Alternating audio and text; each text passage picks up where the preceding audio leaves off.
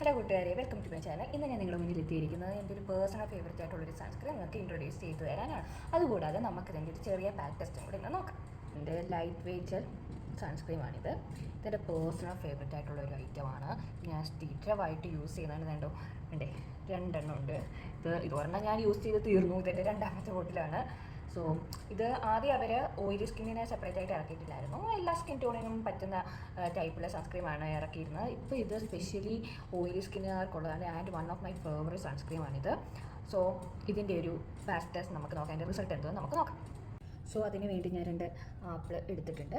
ഒരെണ്ണത്തിൽ ഞാൻ ഈ സൺസ്ക്രീം തേച്ചിട്ടുണ്ട്, മറ്റേതിനകത്ത് തേച്ചിട്ടില്ല. ഇത് നമുക്ക് സൺലൈറ്റിൽ ഒന്ന് വെച്ച് നോക്കാം. ഒരു 1 hour കഴിഞ്ഞിട്ട്, 1 മണിക്കൂർ കഴിഞ്ഞിട്ട് നമുക്ക് അതിൻ്റെ റിസൾട്ട് എന്തുവാ എന്ന് നോക്കാം. നമ്മൾ സൺസ്ക്രീം തേച്ച ആപ്പിളിന് ഒരു മാറ്റവും കൂടാതെ അത് അതുപോലെ ഫ്രഷ് ആയിട്ടിരിപ്പുണ്ട്. എന്നാൽ മറിച്ച് നമ്മൾ സൺസ്ക്രീം തേക്കാത്ത ആപ്പിൾ നല്ലപോലെ വാടിക്കരിഞ്ഞിരിപ്പുണ്ട്. നമുക്ക് ഇനി ആ സൺസ്ക്രീം തേച്ച ആപ്പിൾ ഒരു ടിഷ്യൂ പേപ്പർ വെച്ചൊന്ന് തുടച്ച് നോക്കാം. കണ്ടോ, ഫ്രഷ് ആയിട്ടിരിപ്പുണ്ട്, ഒരു മാറ്റവും ഇല്ല. സോ വേറൊരു പ്രോഡക്റ്റുമായിട്ട് അടുത്ത വീഡിയോ കാണാം. ബൈ.